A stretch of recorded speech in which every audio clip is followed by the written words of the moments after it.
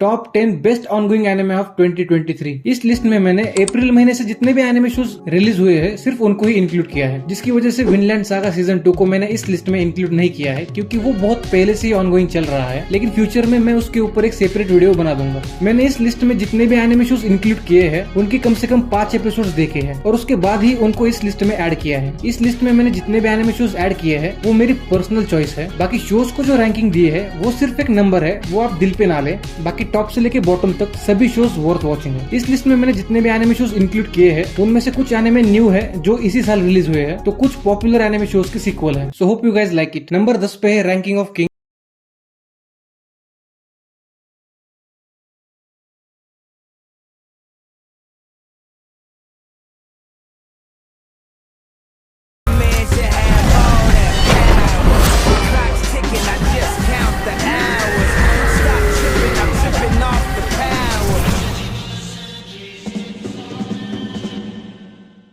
इस शो की story follow करती है बोजुको, जो कि एक किंगडम का प्रिंस है और उसके साथ साथ उस किंगडम के किंग के बाद उस क्राउन का राइटफुल ओनर भी वही है। लेकिन फिजिकली कमजोर होने के साथ साथ वो ना कुछ बोल सकता है और ना ही कुछ सुन सकता है, जिसकी वजह से बड़े होने के बावजूद किंग गुजर जाने के बाद वो क्राउन उसके छोटे भाई को दिया जाता है। लेकिन वो उस बात से निराश नहीं होता है और अपने आप को स्ट्रांग बनाने की जर्नी पे निकल जाता है। तो क्या वो स्ट्रांग बनकर अपने क्राउन को वापस हासिल कर पाता है या नहीं, ये देखने के लिए आपको ये शो एक बार देखना पड़ेगा। इस शो का सीजन 2 करंटली ऑनगोइंग चल रहा है, जिसके अभी तक 5 एपिसोड आ चुके हैं जो आपको क्रंचरोल पे देखने को मिल जाएंगे। अगर इस शो की ओवरऑल बात करें तो इस शो का आर्ट स्टाइल देख के बहुत सारे लोग इस शो को एक चाइल्डिश शो समझते हैं। जब आप इस शो को पर्सनली देखोगे तब आपको ये शो कुछ भी लग सकता है, लेकिन चाइल्डिश बिल्कुल नहीं। जब ये शो 2021 में रिलीज हुआ था तब ये शो 2021 का one of the best show बन गया था। इवन गूगल ने भी इसको मास्टरपीस डिक्लेयर कर दिया था। मैं पर्सनली इस शो को मास्टरपीस तो नहीं मानता हूँ, लेकिन ये शो मुझे काफी ज्यादा बढ़िया लगा। एक ऐसा शो जिसमें आपको एक अच्छी story, brilliant characters, stunning visuals देखने को मिलते हैं। आप ऐसे शो को बिल्कुल मिस नहीं करना चाहोगे। इस शो के सीजन 2 को माल पे 7.4 रेटिंग मिली है। नंबर 9 पे है कोनोसुबा सीजन 3। ये एक इसेकाई एनिमे है और एक टिपिकल इसेकाई एनिमे की तरह इस शो में भी आपको एक मैजिकल दुनिया दिखाई जाती है। इस शो की स्टोरी फॉलो करती है काजुमा साटो को, जिसकी ह्यूमन वर्ल्ड में एम्बैरेसिंग डेथ होने के बावजूद उसको अपनी लाइफ जीने के लिए एक सेकंड चांस मिल जाता है। उसके बाद उसको एक मैजिकल वर्ल्ड में ट्रांसपोर्ट किया जाता है by the goddess name aqua, जो खुद भी इवेंचुअली उसी मैजिकल वर्ल्ड में ट्रांसपोर्ट हो जाती है। उसके बाद उस मैजिकल वर्ल्ड में उन दोनों के साथ जो भी चीजें होती है वो देख के आपको काफी मजा आएगा। This anime is hilariously good. बहुत सारी इसेकाई एनिमे है जो आपको हंसाने का ट्राई करती है लेकिन हंसा नहीं पाते हैं, लेकिन इस एनिमे में उतना पोटेंशियल है कि ये आपको लिटरली हंसा देगी।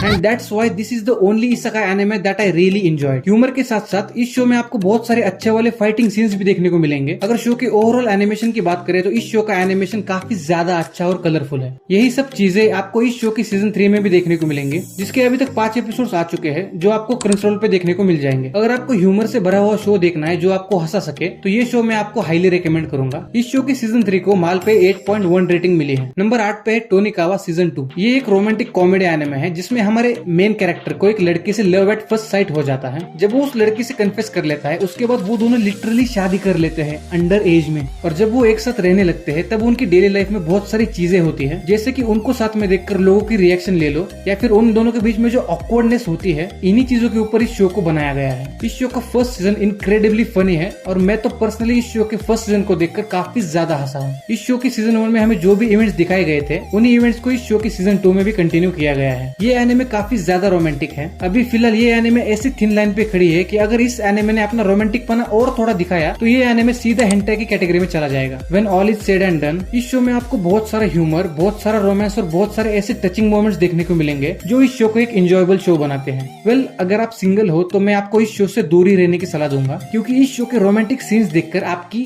वो जरूर जल जाएगी। इतना कहने के बावजूद अभी भी आपको इस शो को देखने की चुल मच रही है तो आप देख सकते हो। इस शो की सीजन 2 को माल पे 8 रेटिंग रेटिंग मिली है। नंबर 7 पे है my love story with Yamada kun at level 999। इस शो की स्टोरी एक लड़की के बारे में है जिसका बॉयफ्रेंड एक गेम में मिली हुई लड़की की वजह से उससे ब्रेकअप कर लेता है। उसके बाद इवेंचुअली वही गेम खेलने वाले एक दूसरे लड़के से वो प्यार कर बैठती है और जिस लड़के से वो प्यार करती है वो टोटल इंट्रोवर्ट है। उसके बाद उन दोनों के बीच में जो ऑकवर्डनेस क्रिएट होती है उसी ऑकवर्डनेस के अराउंड इस शो की स्टोरी घूमती है। ये एक रोमांटिक एनिमे है जिसमें आपको थोड़ा ह्यूमर भी देखने को मिलेगा। मैंने एक्सपेक्ट नहीं किया था लेकिन ये शो काफी अच्छा है। ये शो रिलेशनशिप के साथ साथ ऑनलाइन गेमिंग को भी एक्सप्लोर करता है। अगर आपको ऑनलाइन गेमिंग पसंद है या फिर आप ऑनलाइन गेमिंग करते हो और एक इंट्रोवर्ट भी हो तो आपको ये शो पसंद आ सकता है। वेल पसंद आएगा या नहीं ये तो बात की बात है, लेकिन एटलीस्ट इस शो को एक ट्राई तो दे ही सकते हो। इस शो को माल पे 7.9 रेटिंग मिली है। नंबर 6 पे है मैशले। इस शो की स्टोरी सेट है एक मैजिकल वर्ल्ड में जहाँ अपने हीरो को छोड़ के बाकी सब लोग मैजिक यूज कर सकते हैं और जो लोग मैजिक यूज कर सकते हैं उनके चेहरों पे एक मैजिकल मार्क होता है जो ऑब्वियसली हमारे हीरो के चेहरे पे नहीं होता है क्योंकि वो मैजिक यूज नहीं कर सकता। लेकिन वो अपने आप को फिजिकली इतना स्ट्रॉन्ग बना लेता है कि वो मैजिक को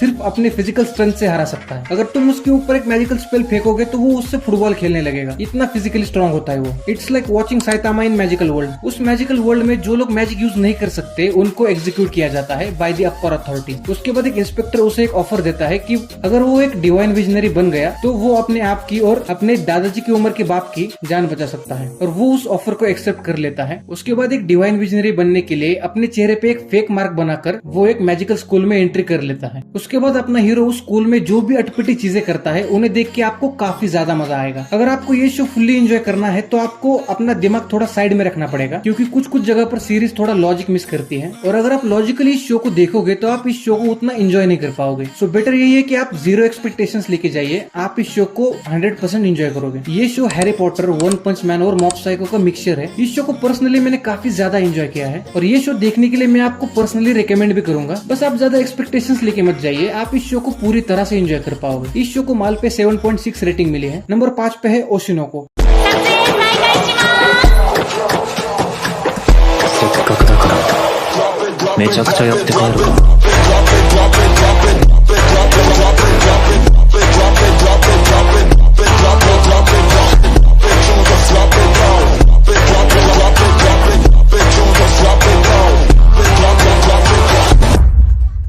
इस शो के फर्स्ट एपिसोड को देखने से पहले मैंने इस एनिमे का नाम भी नहीं सुना था, लेकिन जब इस शो का फर्स्ट एपिसोड आया तब इसने एनिमे कम्युनिटी में तबाही मचा दी और इसके फर्स्ट एपिसोड की वजह से ये शो हर जगह ट्रेंड करने लगा था। सिर्फ इसके फर्स्ट एपिसोड की बदौलत ये शो 4 हफ्ते तक माल पे नंबर 1 ट्रेंड कर रहा था। इस शो का फर्स्ट एपिसोड 1 घंटे 22 मिनट का है जो अपने आप में एक मूवी वाला एक्सपीरियंस है जिसमें आपको सभी एलिमेंट्स देखने को मिलेंगे जो आपको हर अच्छी मूवी में देखने को मिलते हैं। इस शो का फर्स्ट एपिसोड इतना बेहतरीन है कि वो one of the best first episode की लिस्ट में टॉप पे आता है। अगर फ्यूचर में कभी एनिमे पे किताब लिखी जाएगी तो उसका फर्स्ट चैप्टर यही एपिसोड होगा। लेकिन इस शो के फर्स्ट एपिसोड के बाद इस शो की जो क्वालिटी है वो थोड़ी सी नीचे की तरफ गई है, जिसके लिए मैं इस शो को बिल्कुल ब्लेम नहीं करूंगा क्योंकि इस शो के फर्स्ट एपिसोड ने हमारी एक्सपेक्टेशंस इतनी बढ़ा दी है कि वो अगला एपिसोड जितना भी अच्छा बना ले वो हमें बिलो एवरेज ही लगेगा। अगर एनिमे की बात करें तो ये एनिमे काफी बोल्ड एनिमे है। इस शो में हमें जापानीज पॉप कल्चर की डार्क साइड दिखाई गई है, कैसे एक एंटरटेनमेंट इंडस्ट्री एक टैलेंटेड आर्टिस्ट को दबाती है, उनको डिस्ट्रॉय करती है, उनके पीछे का डार्क ट्रूथ भी हमें इस शो में दिखाया गया है। उसके साथ साथ एक पॉप आर्टिस्ट को सक्सेसफुल बनने के लिए कौन से सैक्रिफाइसेस करने पड़ते हैं उसको भी इस शो में दिखाया गया है। ये show mainly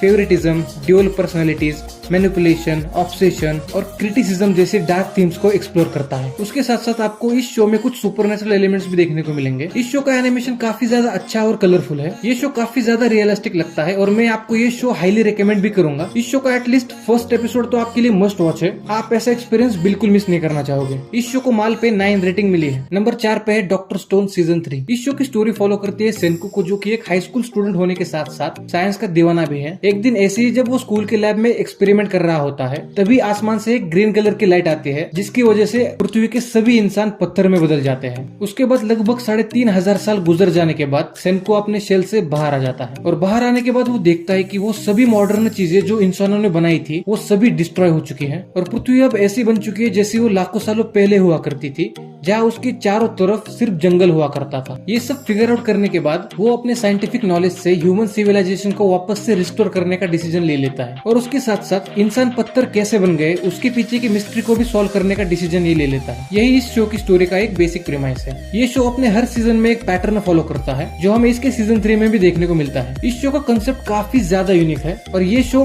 one of my favourite anime shows में से एक है। इस शो को इतने सिंपल वे में लिखा गया है कि जिन लोगों को साइंस उतना ज्यादा समझ में नहीं आता है वो भी इस शो को एंजॉय कर सकते हैं। बस कभी कभी शो में ऐसे वर्ड्स आते हैं जो सर के ऊपर से निकल जाते हैं, लेकिन फिर भी आप चीजों को फिगर आउट कर लेते हो। यही इस शो की खासियत है। इस शो में साइंटिफिक चीजों के साथ साथ आपको ह्यूमर भी देखने को मिलता है जो आपको जेन्युइनली हंसा सकता है। अगर आप एक साइंस लवर हो या फिर साइंस के लिए क्यूरियस हो तो आपके लिए ये शो बेस्ट ऑप्शन है। इस शो के सीजन 3 को माल पे 8.4 रेटिंग मिली है। नंबर 3 पे है हेवनली डिल्यूजन। ये एक मिस्ट्री जॉनरा का एनिमे है। इस शो की स्टोरी फॉलो करती है इन दो मेन कैरेक्टर्स को जिनको एक पर्टिकुलर जगह जाना है जिसको ये लोग हेवन बुलाते हैं। बस अब प्रॉब्लम यही है कि पूरी दुनिया एक खंडर बन चुकी है और जगह जगह इंसान को खाने वाले मॉन्स्टर्स घूम रहे हैं जिनकी वजह से पूरी दुनिया में कुछ ही इंसान जिंदा बचे हैं। उन चीजों के बावजूद वो लोग उस जगह को ढूंढने के लिए निकल जाते हैं। उन दोनों के साथ साथ शो में हमें एक और स्टोरी लाइन दिखाई जाती है जहाँ छोटे बच्चों को आइसोलेट करके रखा हुआ होता है और कुछ डॉक्टर्स उन बच्चों पे एक्सपेरिमेंट्स कर रहे होते हैं। समहाउ मुझे ऐसा फील हो रहा है कि ये दोनों स्टोरी लाइंस आगे जाके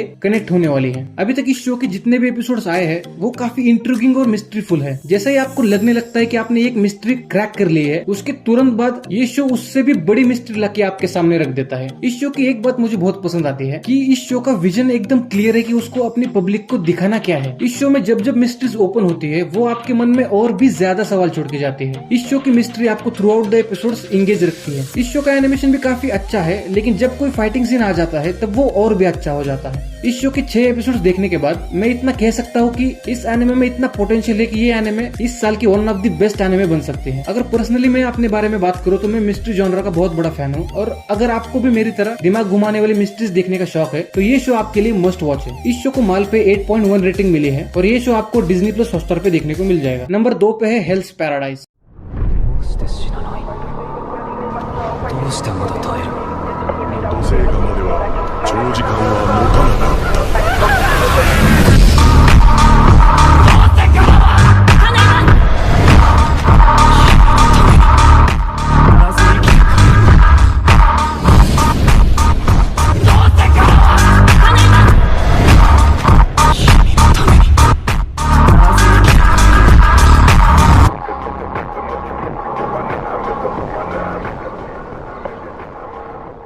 इस शो की स्टोरी फॉलो करती है गाबीमारो को जो कि एक निंजा है जिसको अपने एग्जीक्यूशन के लिए लाया जाता है, लेकिन एग्जीक्यूशन करने से पहले उसे एक ऑफर दिया जाता है कि अगर वो पैराडाइज आइलैंड पे जाके एलिक्सर ऑफ लाइफ लाता है तो उसे अपने सभी चार्जेस से फ्री कर दिया जाएगा। लेकिन उस आइलैंड की एक हिस्ट्री होती है कि जो भी आदमी उस आइलैंड पे गया है वो जिंदा वापस लौट के नहीं आया है। वो उस ऑफर को एक्सेप्ट कर लेता है। ऑफर एक्सेप्ट करने के बाद उसे पता चलता है कि बहुत सारे क्रिमिनल्स को भी वही चीज लाने के लिए उसी आइलैंड पे भेजा जा रहा है और हर एक क्रिमिनल के ऊपर नजर रखने के लिए यामाडा क्लैन की हर एक सामुराई को असाइन किया जाता है। उसके बाद जब वो उस आइलैंड पे पहुंच जाते हैं तब उन्हें जो क्रिएचर्स दिखते हैं वो काफी स्ट्रेंज और क्रीपी लुकिंग लगते हैं। उसके बाद जैसे जैसे वो आगे बढ़ते हैं वैसे वैसे उनके सामने बहुत सारी आइलैंड की मिस्ट्रीज रिवील होती है, जो जानने के लिए आपको ये शो एक बार देखना पड़ेगा। ये एक डार्क जॉनरा का एनिमे है जिसकी वजह से शो में आगे जो भी चीजें होने वाली है वो काफी एक्सट्रीम हो सकती है। इस शो के मैंने अभी तक 6 एपिसोड देखे हैं जो कब खत्म हो गए मुझे पता भी नहीं चला। इस शो का प्लॉट काफी एंगेजिंग और सरप्राइजेस से भरा हुआ है। इस शो को मापा ने एनिमेट किया है तो आप इसके एनिमेशन का अंदाजा तो लगा ही सकते हो। ये शो एक डार्क ट्रियो का हिस्सा है जिसमें इसके साथ जुजुत्सु काइसेन 0 और चेनसो मैन जैसे पॉपुलर शोज है। अगर आपको वो दोनों एनिमे पसंद है तो आपको ये एनिमे भी डेफिनेटली पसंद आएगा। This anime is one of the best anime of 2023। इस शो को माल पे 8.3 रेटिंग मिली है। नंबर 1 पे है अब तक का best anime show in terms of animation, demon slayer season 3।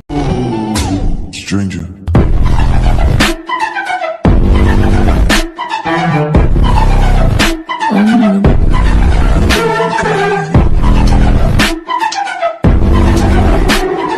इस शो की स्टोरी में बहुत सारे डीमंस दिखाए जाते हैं जो इंसानों को मारते हैं और उनको रोकने का काम डीमन स्लेयर्स करते हैं। इसमें हमारा जो मेन कैरेक्टर है तांजीरो, उसकी पूरे फैमिली को एक डीमन मार देता है। बस उसकी छोटी बहन बच जाती है जो डीमन में कन्वर्ट हो जाती है। तो अपने फैमिली का बदला लेने के लिए और अपने बहन को वापस से ह्यूमन बनाने के लिए वो डीमन स्लेयर बनने का फैसला करता है। ये शो एक पर्टिकुलर पैटर्न फॉलो करता है जिसमें हमें हर सीजन में एक हशीरा और एक अपर मून के बीच की फाइट दिखाई जाती है। तो आप लोग बोलोगे कि इस सीजन में ऐसा नया क्या है? तो इस सीजन में हमें पहले तो एक नहीं दो हशीरा दिखाए गए हैं, एक मिस्ट हशीरा और एक लव हशीरा। लेकिन उससे भी बड़ी एक और चीज दिखाई गई है। इस सीजन के फर्स्ट एपिसोड में हमें सारे अपर मून्स की मीटिंग दिखाई गई है जिसमें हमें the most awaited character in demon slayer, the man, the myth, upper rank 1 कोकोशुबो की एंट्री दिखाई है।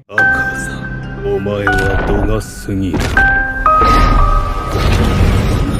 よいよい隠し棒だな。